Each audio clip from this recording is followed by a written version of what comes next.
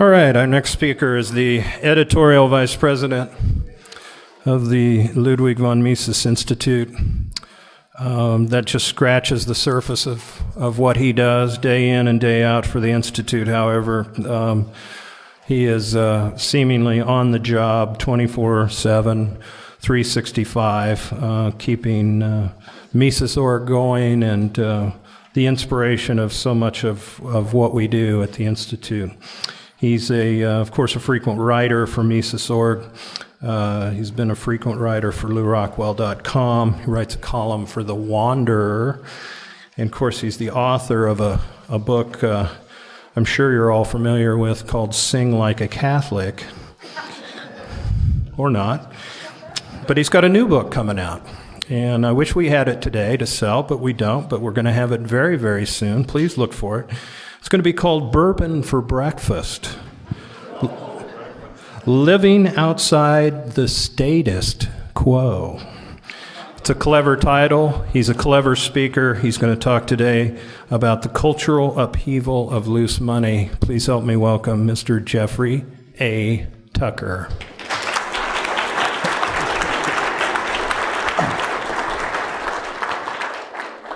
I always appreciate Doug's introductions. Interesting. Okay. Well, every time I'm asked to talk about money, of course, I'm sure it occurs to you also, you want to sing the Monty Python money song, right? Yeah. So I printed out the words just in case I was inspired to do that, and I feel a vague inspiration. So, I've got 90,000 pounds in my pajamas. I've got 40,000 French francs in my fridge. I've got lots of lovely lira. Now the Deutschmark's getting dearer, and my dollar bills would buy the Brooklyn Bridge. There is nothing quite as wonderful as money. There is nothing quite as beautiful as cash. Some people say it's folly, but I'd rather have the lolly. With money you can make a splash. So, I'll skip to the end. Skip to the end. Everyone must hanker for the butchness of a banker. It's accountancy that makes the world go round. You can keep your Marxist ways, for it's only just a phase. It's money that makes the world go round. Yeah. It's a wonderful children's song. You know, teach that to the kids, raise them up right. You know. So what is the core of truth to the song?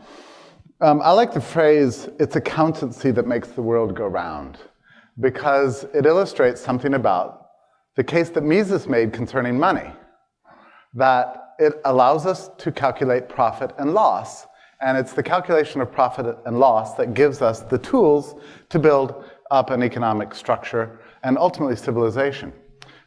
It amuses me that even now, you know, you'll be bumping into some campus socialists, and they say, well, you know, the real problem is we just need to get rid of money. I mean, if we just get rid of money, everything would go away. I mean, inequality, you know, injustice, all the capitalist exploitation. It's a remarkable claim because without money, of course, we're back to barter. And in a state of barter, you can't do a darn thing. We're all reduced essentially to hunter-gatherer state.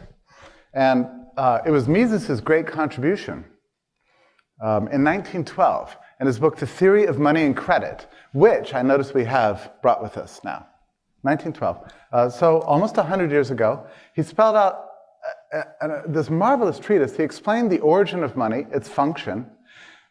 In this, he was drawing from Carl Menger, who was really the first to fully explain, I should say probably in modern times, that money isn't something that is imposed upon us by the state or given to us by any particular rulers.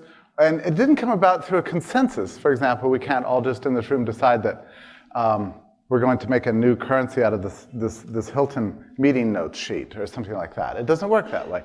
Money originates through market exchange. It's a real commodity that's demanded in the market that eventually over time comes to be seen as the most reliable for acquisition in order that you can use it to buy other things, other goods and services. So Mises very patiently in this like 400-page treatise or something explains how we move from an economy of barter to an economy of monetary exchange, an economy of direct exchange to an economy of indirect exchange. And that permits economic calculation, permits accountancy, you could say, and therefore the building of capital and the building of production structures that stretch over long periods of time.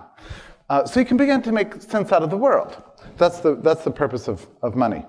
Mises's unique contribution in this book was to explain the initial value of money. Where does that come from? And in a logical derivation that's since been called something like the regression theorem, he explained that the value of money initially comes from its value as a commodity. And one of the features of money is that it's stable, it has a high value per unit of weight, it's durable, so it lasts over time, so you can really, it becomes a source of security for you. You know, like something really dependable. In some ways, the most dependable thing, because you acquire it, it's the most demanded good. You acquire it because you're sure it's going to be worth something in the future. And it can make your dreams come true in the future, whatever they happen to be. But what happens in a world in which that is no longer true?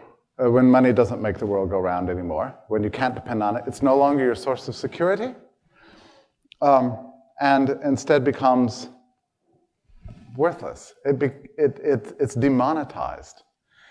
That's when I think we could say the world turns upside down.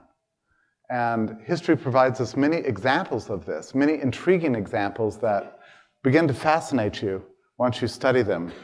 Tom DiLorenzo mentioned the case of the hyperinflation of the Continental, the hyperinflation of the Civil War. These are the way war and inflation is connected. These are destabilizing events that turn society upside down.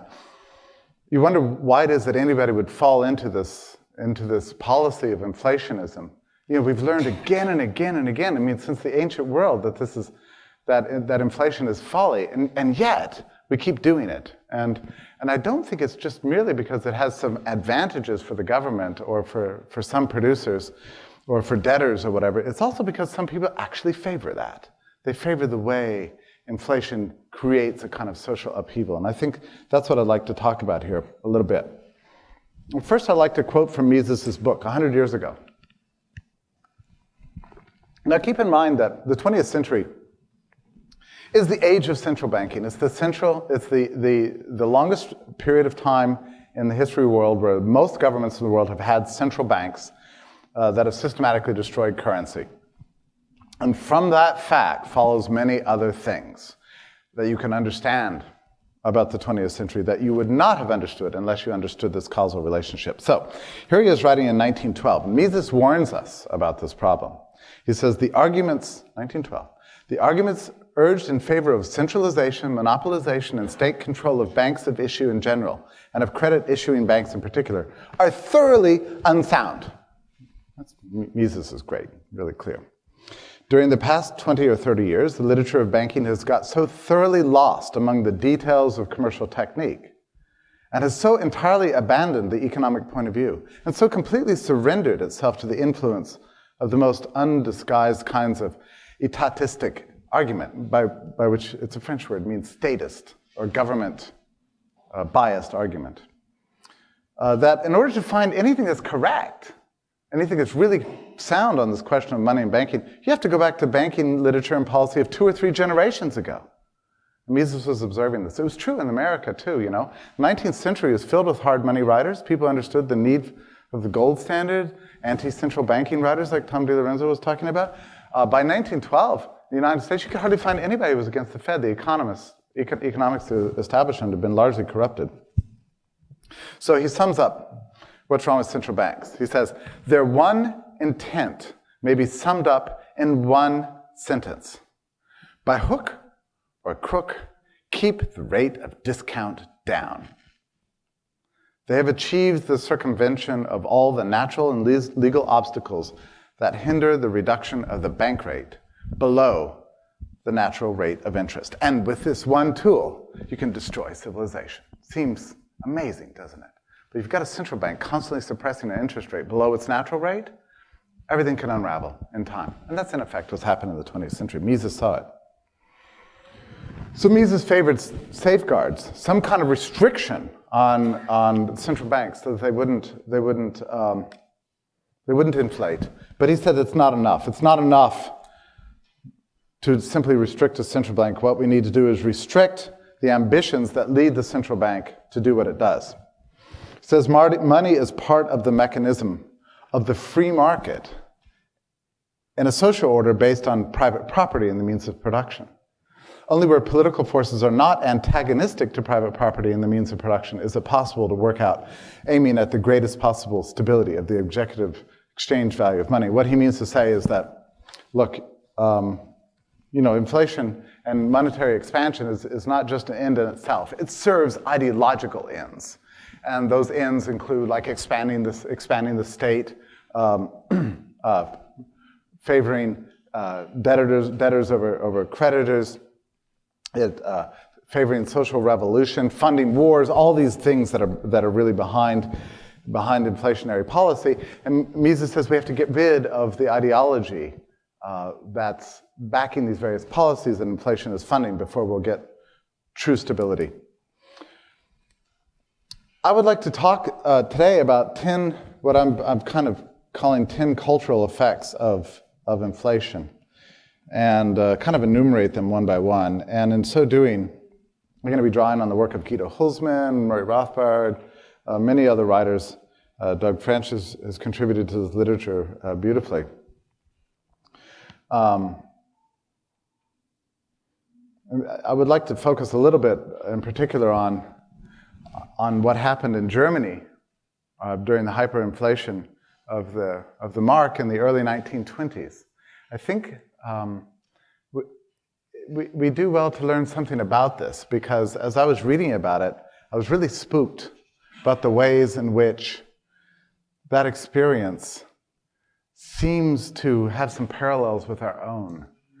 And I say this because, this word inflation, it's funny. We think of it as rising prices, and probably many of you in the room, every time somebody says the word inflation from this podium, you're thinking, well, it doesn't seem to be that bad, Well, inflation takes many different forms.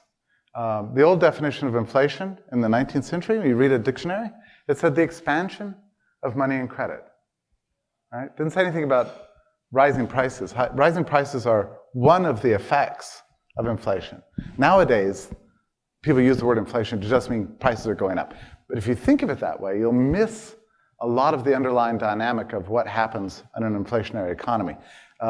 Essentially, inflation is the expansion of credit and money, the destabilization of the currency, the manipulation of the interest rate, and that can have many unpredictable effects.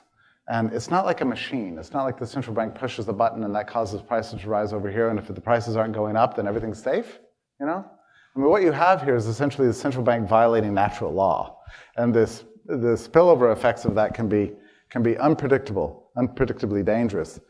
After the war, in Germany, the central bank embarked on a big inflationary policy to pay war reparations and to somehow get out of its debt and all these, and to build up the regime, which was seriously reduced after the war. But the effects of it really weren't obvious at all.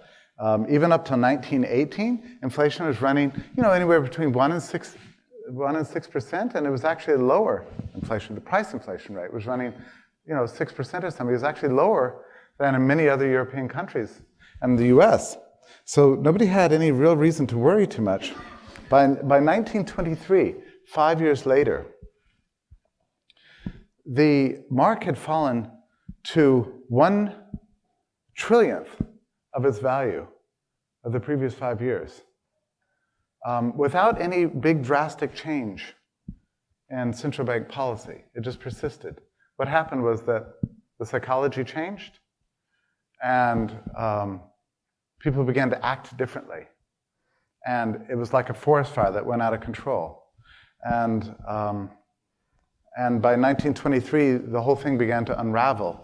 The culture, really, was turned inside out. The old bourgeois values were out the window, and new values came along. And the entire society just went into upheaval because the money failed, because the money died. And what's interesting to me, especially in reading about this, is that if you lived in the thick of it in 1921, 1922 Germany, there's pauperization going on all over the place. People were getting poor, but many other people were getting richer. And it wasn't entirely obvious to people if society as a whole was rising in prosperity or falling. It was unclear. It was just a lot of confusion. Many people were excited. Business was booming, for example, even under hyperinflation. Where people used to work 8 hours a day, now they were starting to work 16 hours a day. Everybody went to work. There was a job for everybody. The old jobs went away, and there were new jobs for everybody else, and everything was highly, highly remunerative. One of the main jobs that was available to even the lowest peasants was pushing wheelbarrows of money from place to place, actually, because that's the way you ended up near the end of having to carry the currency around. It was a dangerous job in some way, a great deal of security risk, you might think. It's true, there were robbers that would come along and steal your wheelbarrow. Of course, they'd leave the money, but steal the wheelbarrow. So you had to protect it, but it's very strange when this becomes the kind of jobs that are highly remunerative in an economy. Many wonderful plays and stories were written about this ghastly event in the years that followed, and it wasn't entirely clear to the typical German until after the whole thing happened. It was in the late 1920s. Then that's when the writers and the playwrights and the short story writers and the pundits began to realize what had happened. It was really after the fact that they looked back and said, oh my God, that was just a disaster that led to a complete cultural, social upheaval. Will never be the same again after something like that. But you see, it wasn't obvious in the middle of it. It seemed like business was doing very well. I'm afraid that that's probably going to happen to us, actually, is if we start seeing these kind of things take place. And the other thing is that in the middle of this inflation, nobody really understood that it was the central bank that was doing it. Everybody blamed everything else. Foreign exchange problems, the weather, as Doug was claiming about Zimbabwe, but speculators, of course, were the top evil. But the central bank wasn't really part of the equation. It was only after the fact, once the intellectuals began to get involved and see what happened, that the public opinion turned against the central bank as being the source of the problem. People were still blaming the Treaty of Versailles. That's why. And now we know what happened in Germany after the hyperinflation. The National Socialists took power. And what's the connection between hyperinflation and the rise of Nazism? This writer named Bernd Wittig, Culture and Inflation in Weimar Germany, he has an interesting theory about this. He says, look, if money is this crucial form of communication in society, it's the thing that helps enterprises talk to each other. It helps us form our values and shape what we do, and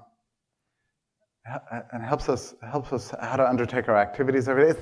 It's the thing we rely on most that helps us be stable and helps us plan for the future. When that's gone, what do you turn to? The argument of the National Socialists was the merchant class has failed you. The money has failed you. The traders have failed you. The money lenders, the Jews, have failed you. Look what they've done to you. You can't depend on this system anymore, this laissez-faire capitalism. You need something else, something that's really going to last, something that's really true and really stable. And what is that? That is blood. That's the blood of the people, the German people. That's what lasts through the generations, not this money, not commerce, not laissez-faire. We need order. We need order rooted in blood. That was a persuasive argument, but it was only persuasive because the money failed. Do you see? I think it's an interesting theory. I think he's right. Mises could never fully account for it, I don't think, when he was understanding the relationship between these two things, the Weimar inflation and the rise of Hitler. I think this book is right about that. When the money goes, everything is up in the air, and people are prone to glom onto crazy theories, crazy ideologies, very dangerous movements. So often, the effects of inflation are masked to us. As I was preparing this trip, I walked into my closet in my home. I thought, well, I need a bag. And you know what airlines are doing to you now, right? With the bag thing, you go and you try to check a bag and they say, oh, well, that'd be $600. What? So nobody's carrying bags on airplanes anymore. Well, our values have changed, I mean, even a year ago, I'd travel and with lots of suits and shoes, I don't know, whatever. But now I opened my closet and I saw something like 8 huge bags that I used to take some pride in, And now I look at them and I think, what was I thinking? Look at these, are monstrous and terrible. What am I going to ever do with these bags? I want to hurl them in the trash. So I began to dig around for bags, and I couldn't find anything that was small enough to carry just on the plane, So I finally went to my daughter's room. She's 15 years old, knocked on his leg. She gave me this, and I thought, well, leave it to the young. They're always ahead of us, Especially in inflationary times, the young are always kind of hip and happening, and we old-timers, are stuck on the past or with our big bags. Well, she's got the small bag. So I took the bag, and I was feeling kind of, on top of the game, wheeling into the airplane. And I turned around to the guy next to me, and I don't know, I just struck up a conversation or something. Well, he had this thing hanging around his neck that was about that big, and I said, so, did you check your bags? He said, oh no, this is what I've got. This is what I'm carrying, it's about that big.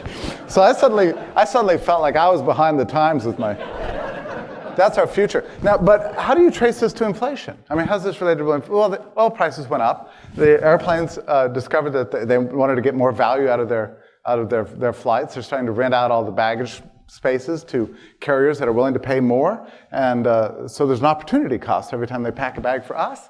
The opportunity cost of what they would otherwise, pack for other commercial packaging. So they kick us out, and their profits are squeezed because of recession, which was caused by the bubble, which was caused by the central bank. The bailouts allowed them to continue to pay their unions and not cut back where they should cut out. Anyway, all these effects. But this is all hidden stuff. You have to think about it for a long time.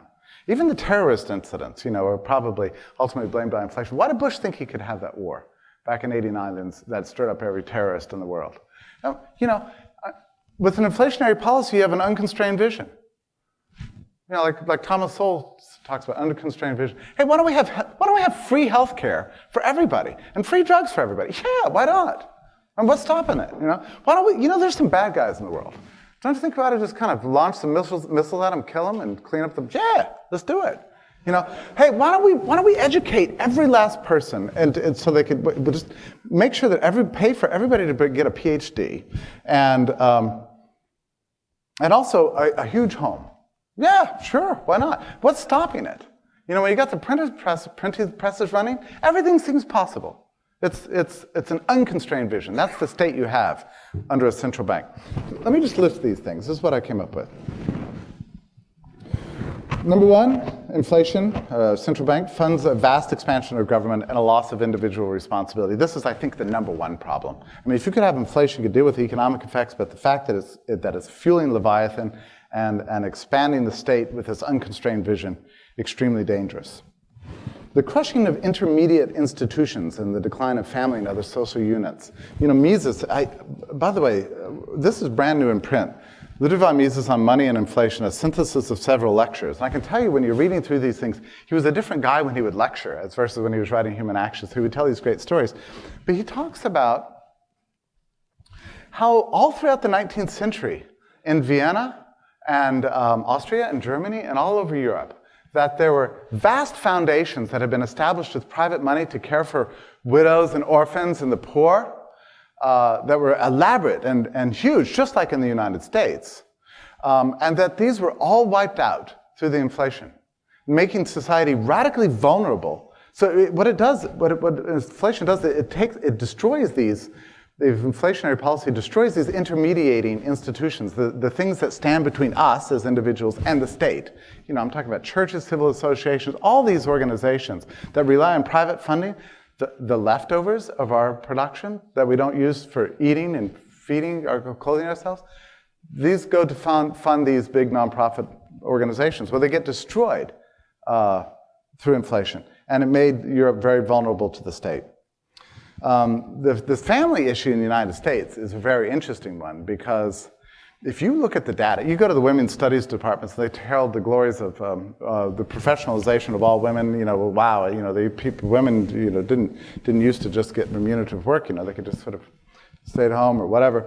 Well, the claim it's due to feminist ideology and raising of social consciousness. Well, I contend to, if you look at the data very carefully, it was all due to the Carter inflation of the 1970s. I mean, that's what changed the structure of the American family, and it's continuing to change because of that. Extends wars and tempts politicians with bad programs that do not work. Tom DiLorenzo talked about that. It cheapens the liabilities for enterprises and punishes real entrepreneurs. During the dot-com bubble and bust, or during the real estate boom and bust, the chumps were the old-fashioned entrepreneurs who saved and invested, and tried to keep their books clean. They got wiped out. I mean, the people who make the big bucks are the ones who take the high risk and take on the highest liabilities.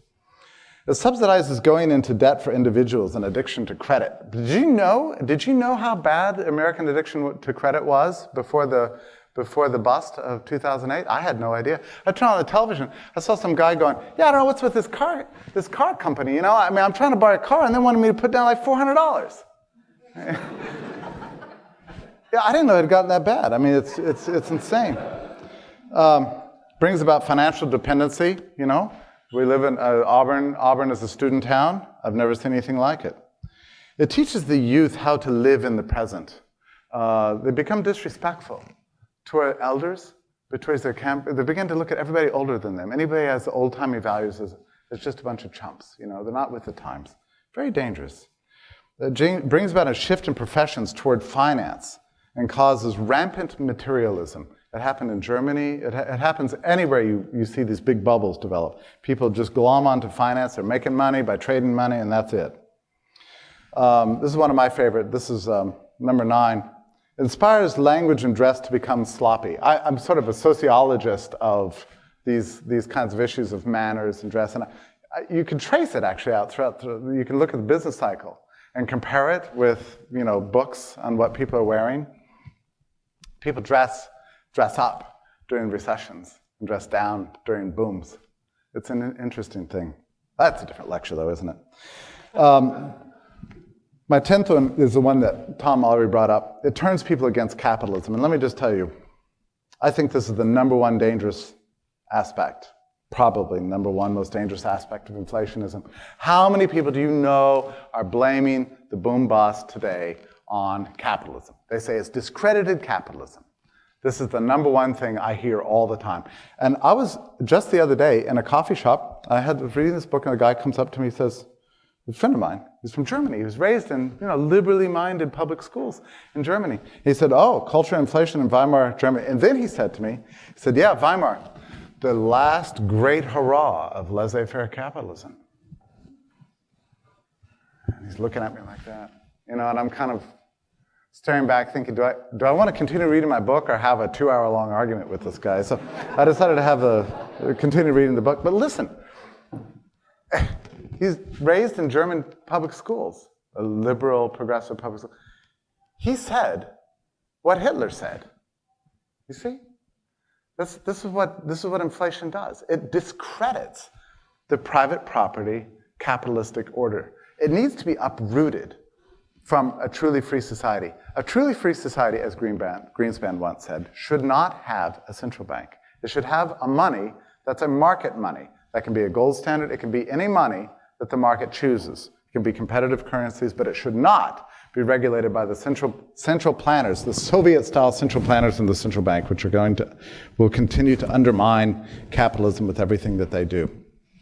In 1944, Mises wrote, "All governments are firmly resolved not to relinquish inflation and credit expansion. They have sold their souls to the devil of easy money." Mises was great, wasn't he? Sold their souls to the devil of easy money. And that is, in fact, what we have done in this country, and we will pay the price.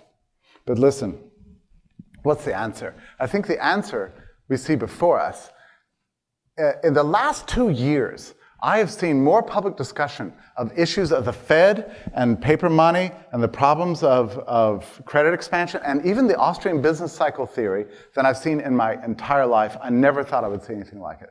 We're living through times that are very much like the 19th century in the sense that people actually debate the topic. They're talking about it for the first time. You know what it's like to work at the Mises Institute and see this kind of stuff happening? Listen, we held a conference in 1982 on the gold standard. Everybody said we were crazy. For all these years, 30 years, some of 28 years, we've been putting into print books on this topic when everybody else is ignoring it. Right now, we have in print every important hard money treatise written throughout the whole of the 19th century in America. We have in print all the books of Murray Rothbard on this topic, and Mises and Hayek. If it weren't for the Mises Institute, you would not have a book on Hayek in print right now, of all of his major business cycle writings. Everything was in place and ready when this bust happened. And we were there. I mean, how gratifying was that? We've been working for all this for decades of people saying, this is stupid. What's your obsession with this topic? Shut up, for God's sake. Well, we did the right thing. We did the right thing with your help and with many other people who are like you, who helped us through their contributions. It's this kind of education, this kind of public consciousness that's going to change everything. We cannot let the central bankers and the government get away with blaming speculators, with blaming China, with blaming the weather, all the rest. We need to put the blame exactly where it belongs, on the central bank. And the only way to do that is by getting the word out. We've never had a better opportunity than we have right now. Thank you so much for listening.